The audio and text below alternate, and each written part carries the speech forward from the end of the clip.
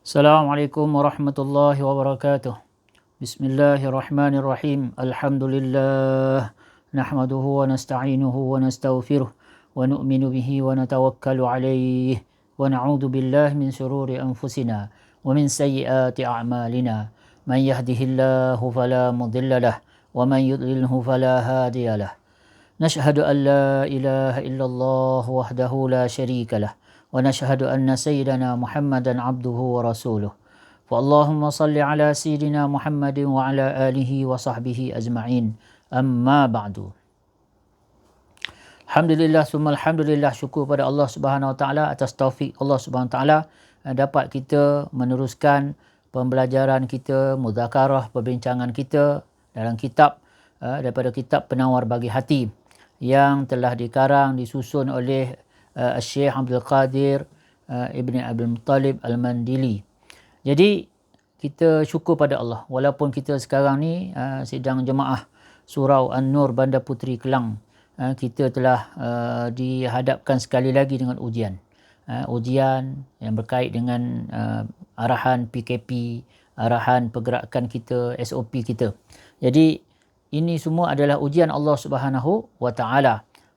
Maka sudah tentu yang menuntut yang pertama-tama kita sabar, yang kedua kita redha. Jadi kita panjatkan, banyakkan rayuan kita, rintihan kita pada Allah. Semoga Allah Subhanahu Wa Taala pada satu masa ataupun dengan segera, dengan kadar yang segera mungkin, bebaskan kita daripada ujian ini sehingga dapatlah kembali kita mengimarahkan surau kita ini dengan cara yang semirip mungkin sebagaimana amalan-amalan yang diwariskan oleh baginda Rasulullah sallallahu alaihi wasallam dan para sahabat Nabi sallallahu alaihi wasallam.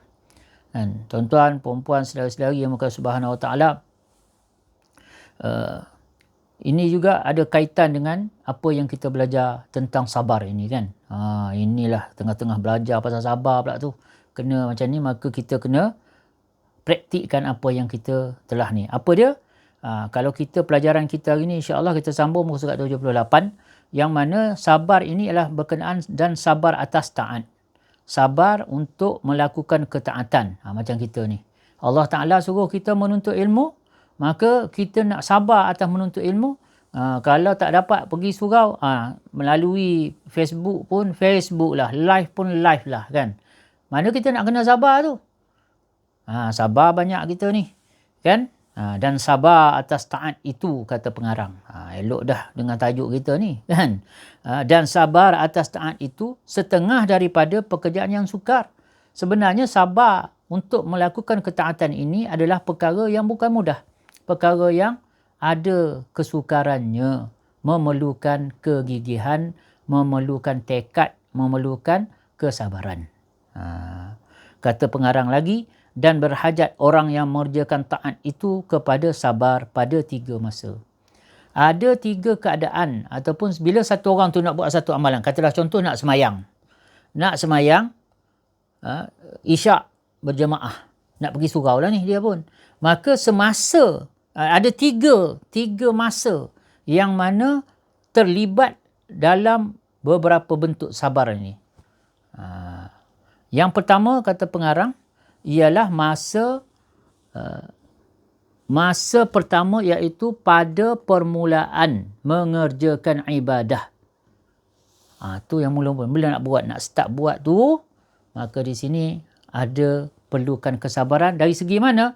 Dengan menghasilkan ikhlas dan sabar daripada umpama riya. Pertama, dia nak ikhlas. Sebab bila kita nak ibadat, kita nak buat apa pun tentulah kata lillahi ta'ala kan, kerana Allah. Jadi, apa yang sabar yang kita nak kena jaga? Sabar daripada terjebak dalam riak. Jadi riak ini adalah satu sifat menunjuk-nunjuk, melakukan sesuatu kerana nak tunjuk pada orang. Maka itu riak. Yang ni memang susah lah. Itu dia kata, nak mengerjakan taat ni sebenarnya satu perkara yang susah, bukan senang. Jadi Apa yang mula-mula dia kena buat? Yang ni masa yang pertama untuk bersabar itu ialah semasa nak mulakan satu amalan, satu perbuatan ibadah, maka iaitu kita nak sabar daripada melakukan riya. Kerana itu berlawanan dengan ikhlas, tuntutan ikhlas. Itu yang mula-mula. Yang kedua, bila tu nak sabar tu? Masa yang kedua ialah pada ketika mengerjakan taat tengah semayang ni. Jadi, tadi nak mula semayang, dia kena sabar, jangan riak. Okeylah, dia pun lawan. Dapatlah semayang, usalli fardul isya, arba' rakaat, lillahi ta'ala. Dia pun semayang. Allahu Akbar. Bila dia semayang, semasa mengerjakan semayang ini, apa bentuk sabar yang kena ada supaya tiada malas ia daripada menunaikan segala yang fardu dan sunatnya. Jadi di sini sabar masa kita melaksanakan ibadah ini, perintah Allah ini, ketaatan ini ialah sabar dalam kita menyempurnakan fardu dan juga sunat-sunat. Kita semayang ni, kita mulalah rasa malas kan, nak baca surah pun rasa malas, kena pula semayang seorang-seorang, lagilah kita rasa malas kan. Fatihah cukuplah. Maka itu pun satu bentuk malas. Sah sebab Fatihah kita baca. Tetapi kita baca, kadang-kadang Fatihah tu kita baca dalam keadaan yang sangat-sangat tak patut. Sebab malas. Bismillahirrahmanirrahim. Jadi kita pun haru-haru, kalut. Sedangkan pada masa tu kita kena sabar. Memang berat.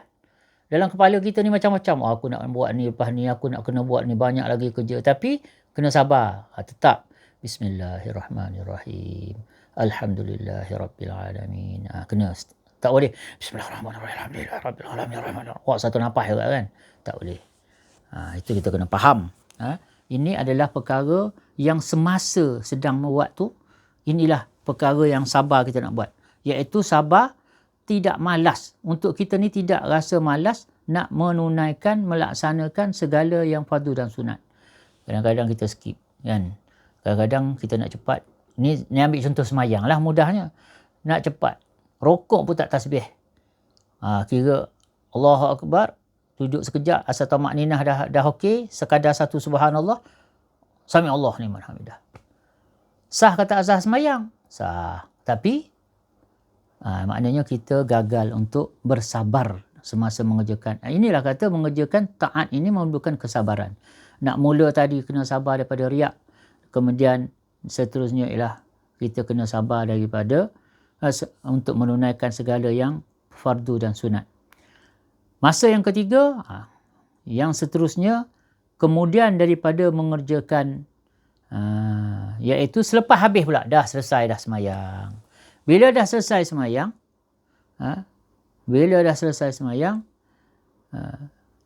iaitu bersabar. Bersabar ia daripada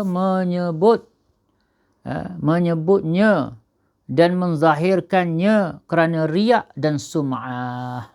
Dua perkara besar. Satu, riak ni dia nak menunjuk supaya orang nampak dia. Itu nama dia riak. Tetapi kalau yang jenis bercerita supaya orang tahu, bercerita, orang tak nampaklah dia sembahyang tahajud. Dia sembahyang tahajud. Dia sembahyang pun dalam gelap, elok je, tak nampak, duduk kat rumah dia kan, orang tak nampak pun, dia pun tak boleh nak tunjuk kat orang. Tapi esok tu Allah mengantuknya, ya Allah. Orang pun tanya, kenapa? Allah tak adalah, tak apa cukup semalam jelah. Pukul 4 tu dah bangun dah. Tu tak tidur lagi dah ni, tak ada lagi rehat ni. Jadi, kenapa? Tak adalah. Alah, semayanglah sikit-sikit kan. Jadi kita ni pun gitulah kan. Bukanlah elok sangat. Nampak tu macam tawaduk je bunyi dia. Tetapi ada kat situ sum'ah. Sum'ah ini maknanya kita nak memperdengarkan amalan yang baik kita kepada orang.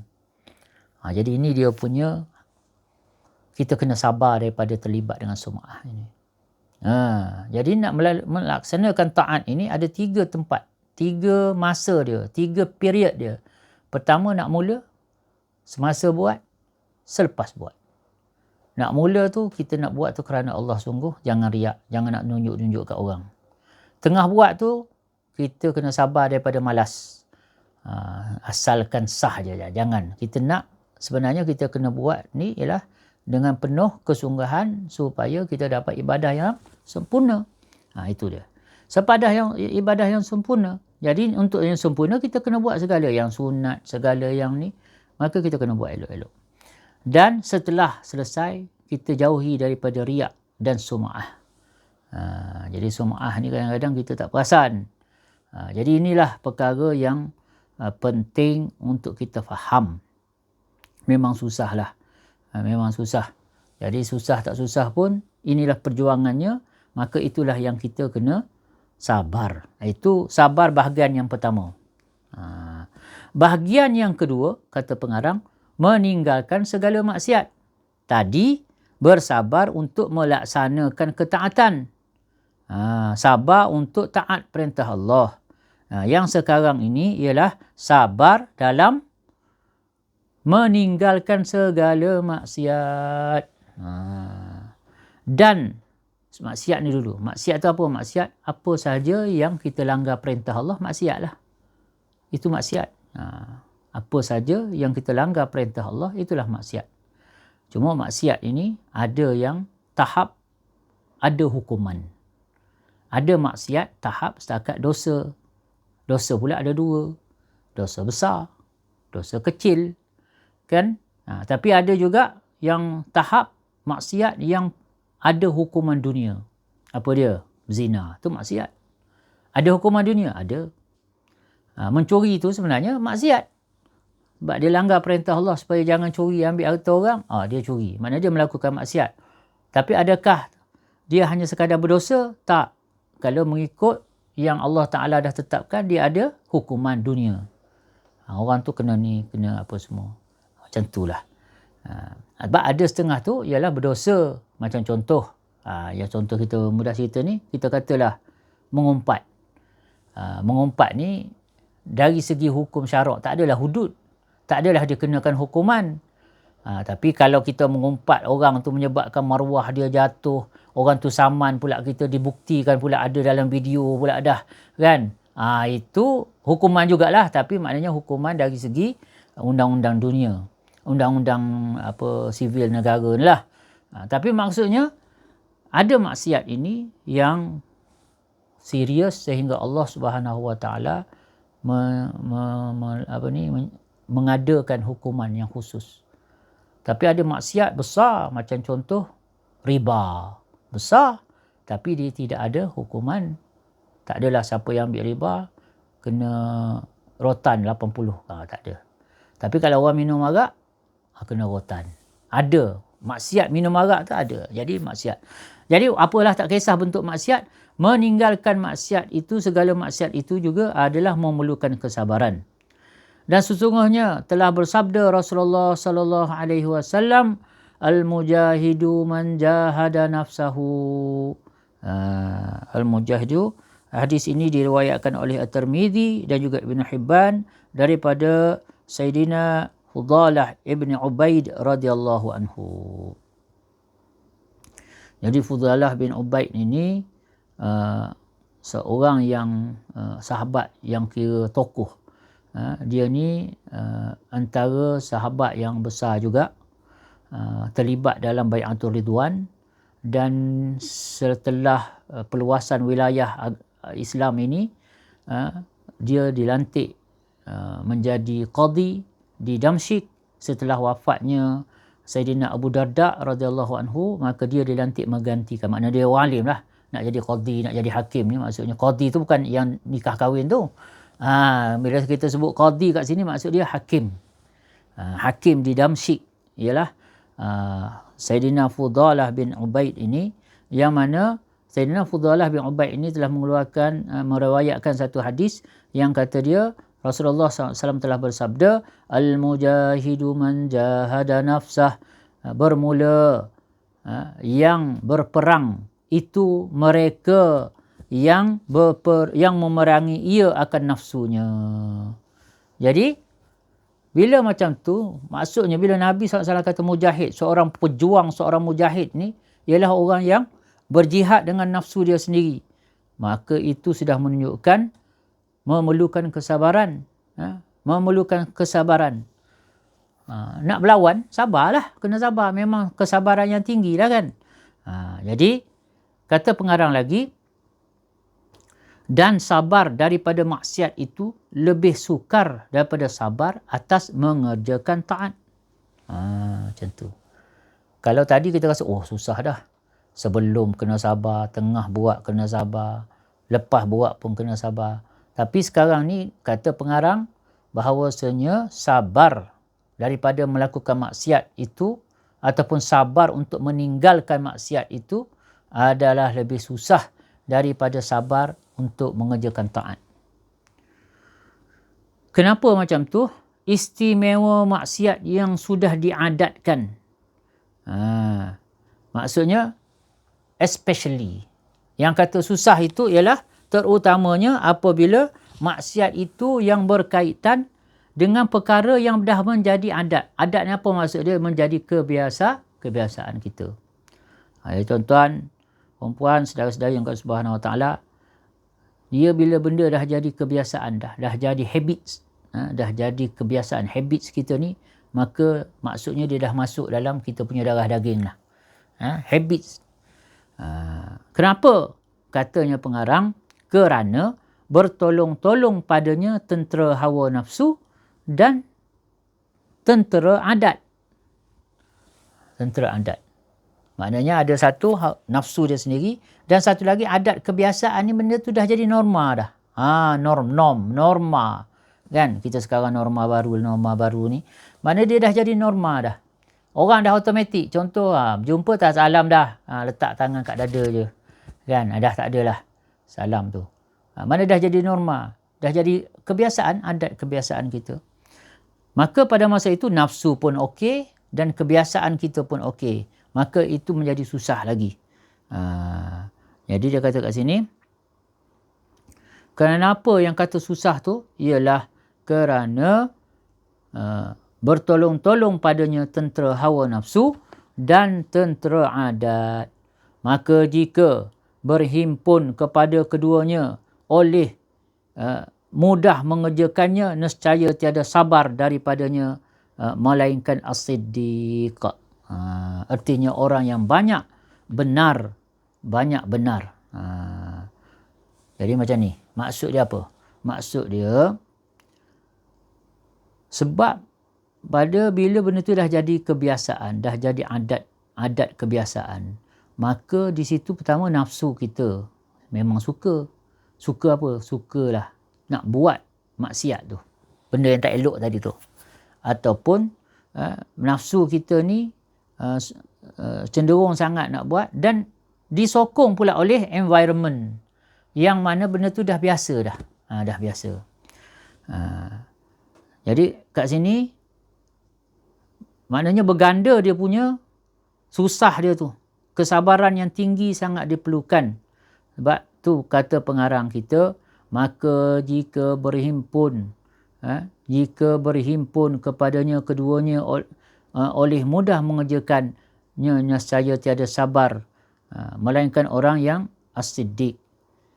Orang yang as-siddiq ni maksudnya orang siddiqin. Orang-orang ni memang wali besar lah maksudnya.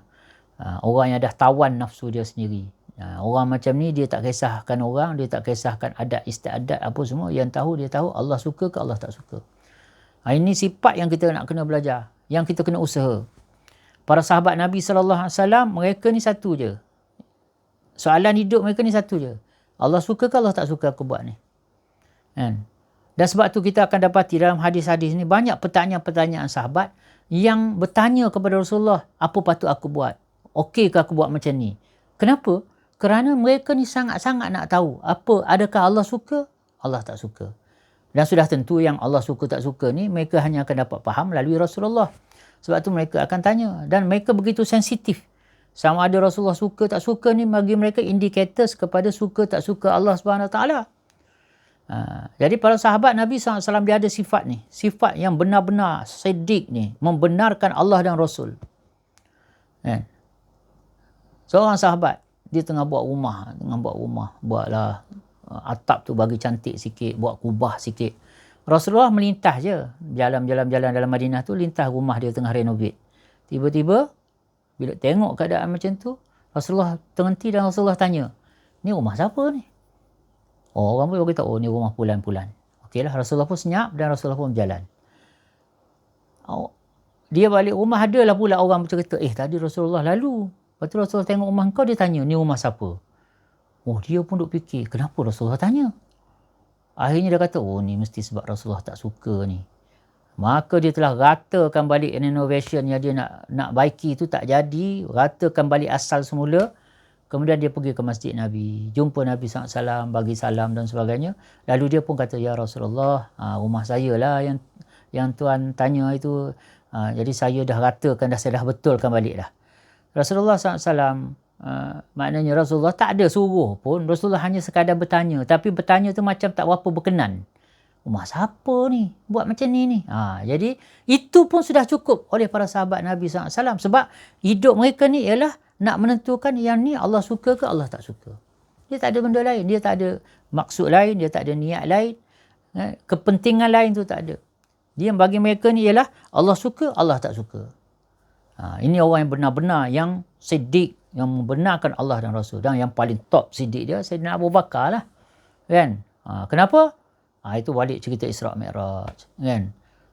Bila Abu Jahal datang cerita, Bakar ni aku nak cerita, bagus punya cerita. Kau dah dengar belum? Apa benda? Inilah kawan kau tu lah. Muhammad yang gila tu. Kenapa pula? Kau cuba fikir, katanya Abu Jahal kan. Cuba hang fikir betul-betul.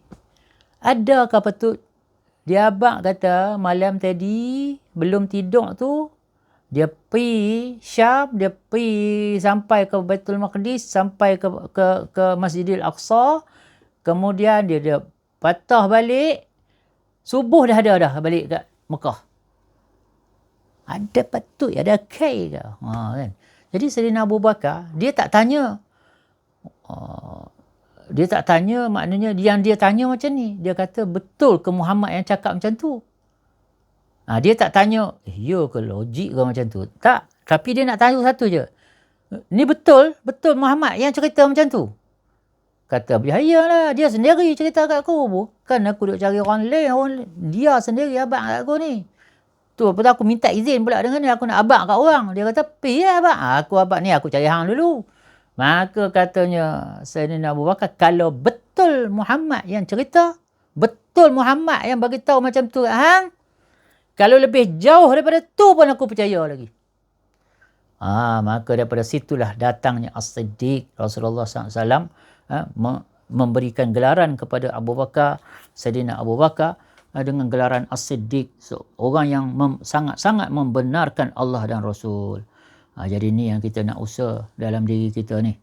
Jadi memang susah apabila benda tu dah jadi habit, benda tu dah jadi norma, dah jadi adat kebiasaan, lebih-lebih lagi adat kebiasaan sesuatu tempat itu, masyarakat itu, maka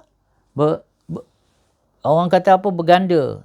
Yang nafsu pun memang suka, yang kebiasaan masyarakat pun okey. Habis. Contoh apa dia bagi kat sini? Kata pengarang kita, seperti kat mana ni? Mengajarkan seperti mengumpat dan berdusta. Bermula yang demikian itu seperti mengumpat dan berdusta. Mengumpat ni memang pun benda tak elok. Tahu, maksiat, tahu. Kalau Isra' Mi'raj tu bukan main lagi, mengumpat ni macam makan daging saudara sendirilah apa semua. Okey. Masalah dia sekarang, benda tu seronok.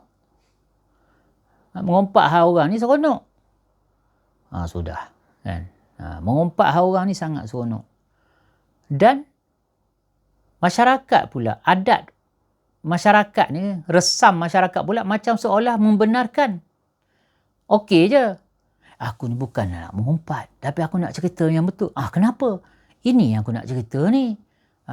Tapi bukanlah nak mengumpat dia orang, tapi nak bagi tahu hang. Hiduplah teman nak mengumpat. Ini sahaja nak kabur. Tak boleh. Tak boleh. Tapi kebiasaan okey. Tak apalah, benda betul kan. Kau cakaplah apa benda, apa cerita ni. Cakaplah. Jadi ini semua bukankah sangat susah kita nak meninggalkan maksiat? Sabar tu kena tinggi. Sebab apa, benda tu dah jadi adat dah. Sabar tu kena tinggi. Sabar kita nak meninggalkan juga. Kenapa?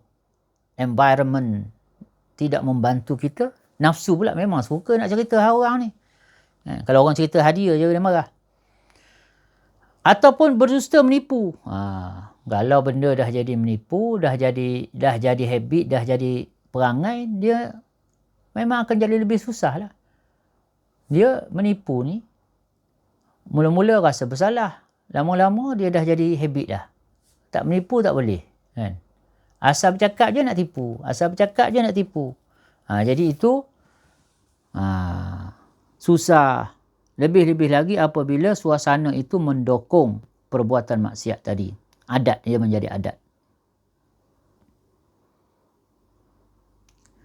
Maka dan berhajat pada menolak akan yang demikian itu kepada sabar yang bersangatan. Jadi nak sabar benda yang macam ni memang sangat-sangat memerlukan kesabaran yang sangat tinggi.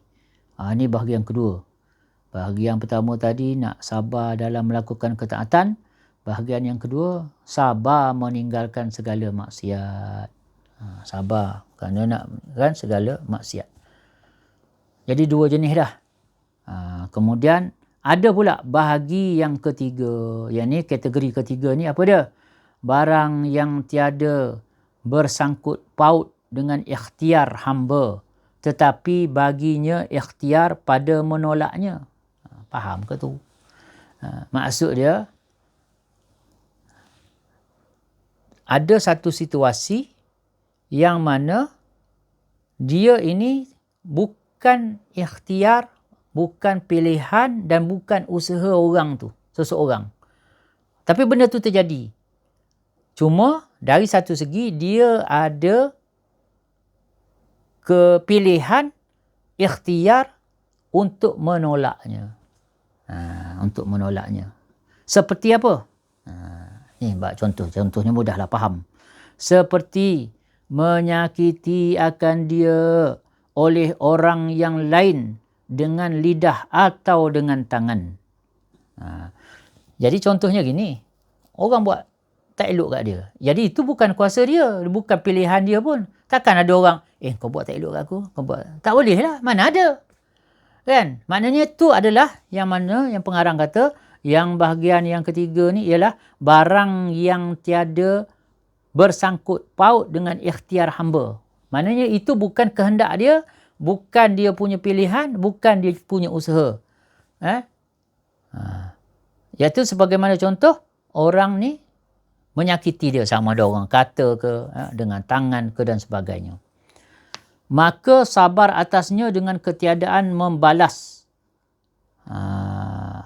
Maknanya, orang buat jahat kat dia, itu di luar kawalan. Bukan dia punya kehendak. Tetapi, macam mana dia respon? Nak balas tak balas, itu dia ada kehendak dia, dia ada dia punya pilihan. Jadi, dia nak sabar tak nak balas tadi tu, itu memerlukan kesabaran yang tinggi. Berfirman Allah Ta'ala, sebagaimana yang Allah Ta'ala kata, وَلَنَصْبِرَنَّ عَلَى مَا آذَيْتُمُونَ. Artinya, dan demi Allah selagi akan sabar oleh kami atas menyakiti kamu akan kami. Maksudnya apa? Sesungguhnya kami akan tetap bersabar atas apa sahaja gangguan, apa yang kamu sakiti kami itu, kami tetap akan bersabar. Jadi di sini Allah Ta'ala menceritakan bagaimana satu golongan yang mampu, walaupun orang buat buruk, dia boleh sabar daripada membalas buruk. Sama ada dia tak balas atau dia mungkin lebih tinggi sabar dia balas dengan kebaikan. Jadi ini memerlukan sabar yang lagi susah lah dari tadi. Kan? Tapi dia tidak ada sangkut paut dengan pilihan, kehendak. Sebab kita memang kita tak ada pun orang yang suruh kau pukul aku lah, kau pukul aku. Tak ada. Kau katalah kat aku. Tak ada. Jadi ini adalah kategori yang ketiga. Ada berapa dah kategori? 3. Pertama, sabar untuk taat. Yang kedua, sabar meninggalkan maksiat. Yang ketiga, sabar atas perkara yang bukan pilihan dia, yang bukan di luar kawalan lah, maksudnya yang di luar kawalan dia. Dia boleh sabar atas perkara itu. Okey. Termasuk yang keempat. Ni laju sikit ni.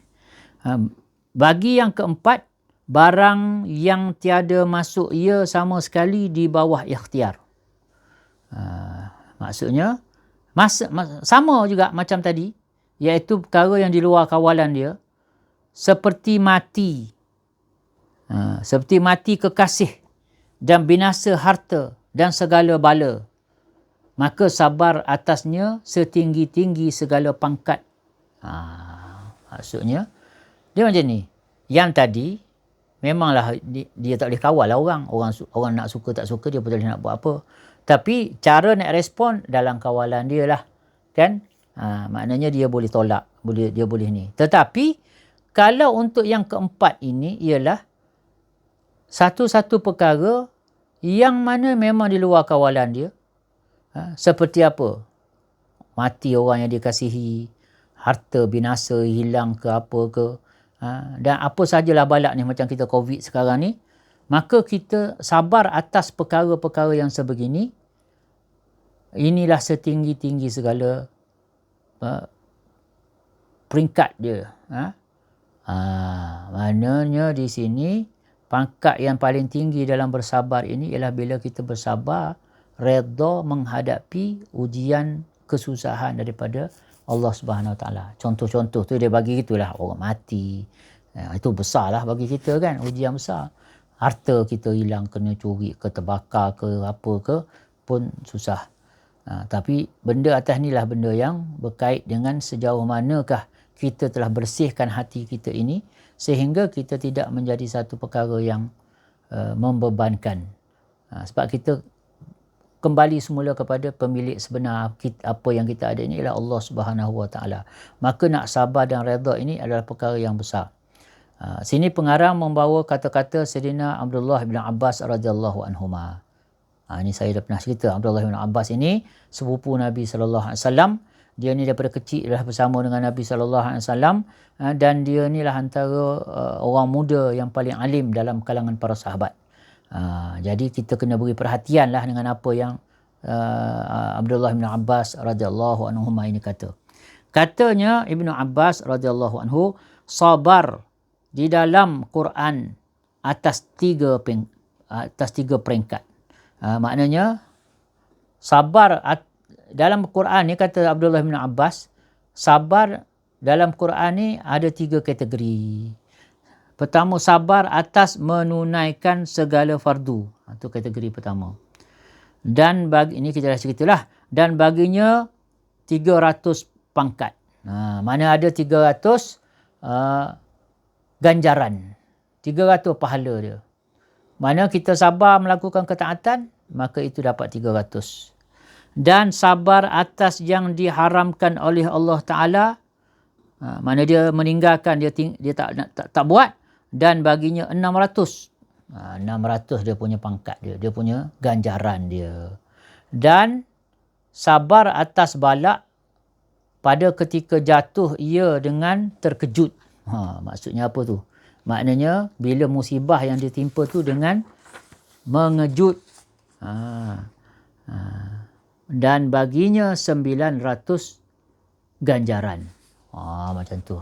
900 pangkat ni ganjaran dia. Maka di sini sabar dengan redanya dalam keadaan yang betul-betul zas kena tu, terus kita sabar. Itu 900. Tapi kalau dah macam-macam dah, esok tu baru sabar, tu dah tak ada ni sangat lah. InsyaAllah. Macam mana ni? Kita habiskan lah alang-alang ni. Lepas ni kita boleh mula dengan bab baru. Itu kata Sayyidina Abdullah bin Abbas. Dan tak kala adalah iman yang sempurna itu bersusun daripada sabar dan syukur. Jadi dia kata, iman ini ialah susunan ataupun gabungan jalinan daripada 2 sifat, sabar dan syukur. Maka menyebut hamba kemudian daripada sabar itu akan syukur. Jadi dia nak masuk pada bab baru ni. Dia kata oleh kerana iman ini adalah antara sabar dengan syukur, maka lepas pada ni aku pun nak cerita pasal syukur pula. Tu dia punya kaitan antara bab sabar ni. Kenapa lepas pada ni bab yang kelima ni dia akan menyatakan tentang syukur? Kerana sabda Nabi SAW, al-imanu nisfani, nisfun fil sabri wa nisfun fil syukri. Artinya bermula iman itu dua nisfu. Apa dua nisfu tu? Dua bahagian. Maka satu nisfu pada sabar. Satu bahagian itu ialah sabar.